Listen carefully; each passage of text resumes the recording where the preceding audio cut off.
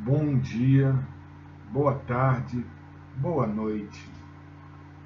Saudações a todos vocês e que Deus nos dê a luz, nos ilumine e que essa luz possa se refletir a todos à nossa volta.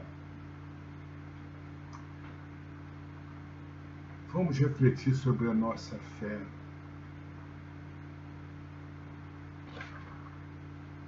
Eu fui numa fila de caixa eletrônico, cheguei lá, tinha 4 pessoas na fila, todos de máscara.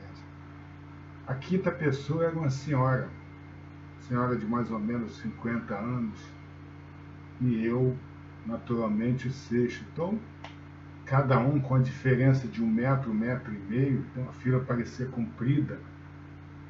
E quando eu passei pela senhora, eu falei: a senhora não está preocupada com a epidemia, não? Ela falou: meu filho, eu não tenho medo. Minha vida está entregue a Jesus. Se tiver de acontecer comigo, Ele sabe muito bem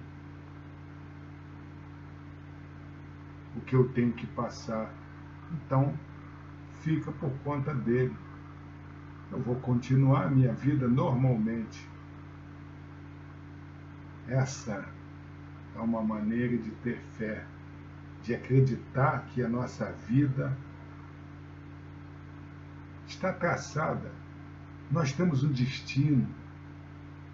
Para os espíritas, para os irmãos espíritas, aqueles que estudam e sabem que o espiritismo, antes de ser religião, ele foi uma ciência de observação, em que o Allan Kardec, inspirado pelos espíritos benfeitores, os espíritos de luz, inclusive o espírito da verdade, ele pesquisou toda essa história, ele fez muitas observações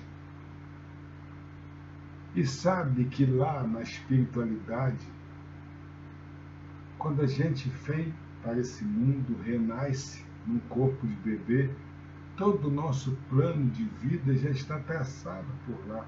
E muitas vezes nós participamos disso. Nós temos o que eu costumo falar de prazo de validade. Prazo de validade em que a gente tem que viver esse aprendizado de mais uma etapa da vida, porque a vida é uma só. Ela é formada de várias etapas que nós chamamos de reencarnações. E aí, em cada reencarnação, a gente aprende um pouco mais. Eles fizeram muitas experiências na Sociedade Espírita de Paris, a ponto de combinar entre eles que quando um desencarnasse, como os espíritas chamam, não é, fosse evocado para que, através de médiuns, daqueles que conseguem ouvir, ver e falar, tivesse notícias do lado de lá, explicando como é que é essa história de desencarne, morreu, acabou. Esse negócio de dizer que quem morre não volta para falar, isso não é verdade. Verdade, a ciência espírita provou que a vida é uma verdade. Ela não acaba nunca, não existe morte. Quer dizer, o espiritismo acabou com a morte. Então, dentro dessa filosofia espírita, em que a gente sabe de onde nós viemos, o que estamos fazendo aqui e para onde nós vamos, fica mais fácil de entender e não ter esse receio todo de quando chegar aquele dia em que a gente acaba o prazo de validade, temos que partir. E pode ter certeza que quando a gente chegar do lado de lá, é exatamente como chega do lado de cá. A gente nasce, tem uma mãezinha, um papai, entes queridos que vêm nos receber. Também do lado de lá é assim, para aqueles que vivem uma vida normal, não é? Tranquila, de aprendizado. Quando chega do lado de lá, vai ter o acolhimento de todos os entes queridos que partiram antes. antes de nós. E aí fica muito mais fácil da gente confiar um pouco mais nessa fé raciocinada, nessa fé em Deus, uma fé que nos dá certeza de que o aprendizado é esse até que nós cheguemos nos caminhos de Jesus e se aproxime dele. Muito fácil da gente ter essa certeza estudando sobre essa ciência espírita e tirando todas as nossas dúvidas. Na Revista Espírita de 1861 e no Evangelho segundo o Espiritismo, no capítulo 5, Bem-aventurados aflitos, no item 24, nós temos um depoimento sobre o que é realmente a felicidade. Esse depoimento foi feito por uma rainha da França, lá em 1861, Delphine de Girardin. E ela diz que a felicidade real não é essa vida confortável que a gente leva, que tem tudo, que não falta nada. Não é esses desejos saciados, esse orgulho, essa vaidade, essa beleza de sorrisos e alegrias. Isso tudo faz parte da nossa vida, mas também nos desvia, nos faz viver numa ilusão que não é aquela vida de espírito, a vida da verdade. Muito mais do que isso, são situações que nos obrigam a refletir, a gostar, a pensar que a gente tem que caminhar, tem que resolver os problemas. E quando acontecem essas necessidades, em que existe fome em casa, uma criança que morre, um ente querido que parte, uma situação apertada, a gente busca soluções. Busca soluções. E aí amadurece tudo isso e, como ela diz, aquela tempestade que arranca todas as árvores e derruba telhados e casas e muito mais, ela mais faz o bem do que mal, porque ela leva todos os miasmas, todos os parasitas, todo aquele ar viciado que causa doença, renova, renova. Então, muito mais do que fazer mal, faz bem. O que faz mal, segundo ela, é essa felicidade que não deixa a gente refletir, que não deixa a gente pensar a respeito de tudo que acontece na nossa vida. Felicidade real. E aí nós sofremos, porque ficamos iludidos. Mas o mais importante, o que realmente é o objetivo desta fala, é a fé. Cadê a nossa fé? Se a gente tiver de desencarnar num desastre de trem, num desastre de ônibus, num tombo que se leva, numa doença, tudo traçado segundo os planos divinos, para que ter medo? A dor só acontece no corpo físico, lá não. O destino da gente está traçado. E por causa disso, que aconteça revoluções, que aconteça guerras, que aconteçam crises, pandemias, tudo mais, desde que a gente tenha fé em Deus e mantenha essa fé, é lógico, cuide do corpo, porque existe uma lei, a lei da conservação, não é? Em que a gente deve cuidar desse patrimônio físico para que ele tenha, ele obedeça o prazo de validade estabelecido por ele. Não se desgaste antes do tempo, não se põe em risco a nossa vida, é verdade, mas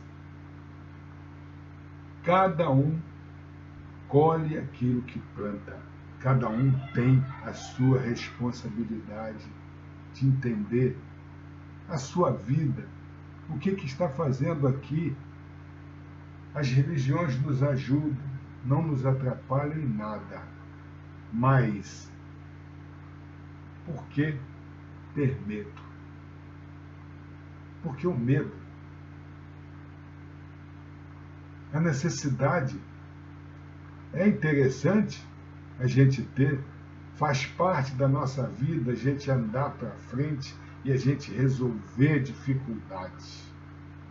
Mas, muito mais do que isso, é a fé no divino, em Deus, aquela fé que nos empurra, que nos impulsiona para a frente. Aconteça o que acontecer, que venham as dificuldades, que venham os problemas. Mar calmo não faz bom marinheiro. A gente, quanto mais dificuldade, mais a gente amadurece e se prepara para atender os outros, para ser útil nessa vida, fazer alguma coisa que vale a pena. Por que ter medo de ficar doente? Se os nossos irmãos da área médica, se os nossos irmãos da limpeza urbana, da segurança e todos aqueles irmãos que trabalham em situações chaves, tem que ir, tem que trabalhar, tem que se expor a qualquer situação. E nós ficamos recolhidos em casa fazendo o quê? É claro, tem que se respeitar as leis, mas independente das leis, a vida é nossa, os problemas são nossos. Que utilizemos esse espaço de tempo, essa pausa, graças a Deus, para a gente refletir sobre a nossa vida, sobre a nossa fé, sobre o que nós queremos realmente em Deus. E como aquela senhora que disse que vive a vida normalmente, eu não vou me preocupar porque Jesus sabe muito bem o que eu tenho que passar. Eu vou continuar vivendo, meu filho, eu não tenho medo. É um depoimento de fé, é uma demonstração de que ela acredita em alguma coisa. Não se expõe, ela não se expõe, ela não faz mais do que a necessidade que ela precisa. Então, por que a gente ter esse clima de medo? O problema do medo é que quando a gente cria essa tensão e entra nessas vibrações, a gente engrossa esse caldo da atmosfera terrestre e a coisa fica muito mais pesada. Quando, na verdade, essa luz que nós pedimos aos nossos irmãos para que nos ilumine, é para refletir para todos aqueles à nossa volta um pouco de paz, um pouco de segurança, como um pai que põe a mão ao filho e se vai andando pela estrada e o filho confia porque está com o pai. E nós estamos com Deus. Nós estamos com esse alicerce bem forte da doutrina espírita em nossas vidas. E com as religiões, que todas elas, de um modo ou de outro, nos ajudam a perceber e a refletir sobre o nosso Pai, sobre Jesus, sobre Deus, sobre Alá, sobre Jeová, sobre quem quer que seja o seu Deus, mas que nos dá essa segurança. Quanto mais a gente refletir sobre isso, mais a gente se aproxima de Deus. Quanto mais a gente acalmar os nossos corações, as nossas atitudes, nós ajudaremos esse planeta a passar por todas essas situações com mais calma, com mais tranquilidade e, graças a Deus, adquirindo a experiência necessária, a gente seguir em frente. Então, vamos respeitar a vida, mas sem entrar nessa vibração de medo, dessa vibração, essa tensão que acaba deixando a gente recluso, com medo, cada vez mais medo de quê? Medo de viver, medo porque está acontecendo uma pandemia, poderia ser uma revolução, uma guerra, ou qualquer outra situação. Gente, a vida é muito boa. Vamos viver enquanto a gente tem a oportunidade de aprender e dar graças a Deus por tudo isso que está acontecendo, porque, acima de tudo, é uma felicidade nós pararmos para pensar, refletir sobre as nossas vidas e saber que tudo vai passar, menos a experiência adquirida por nós. Essa vai ficar e vai nos enriquecer cada vez mais no caminho que Jesus nos deu. Graças a Deus, muitas bênçãos para todos vocês e que essa luz e essas bênçãos se dividam a todos à nossa volta. Deus nos abençoe a todos. Graças a Deus.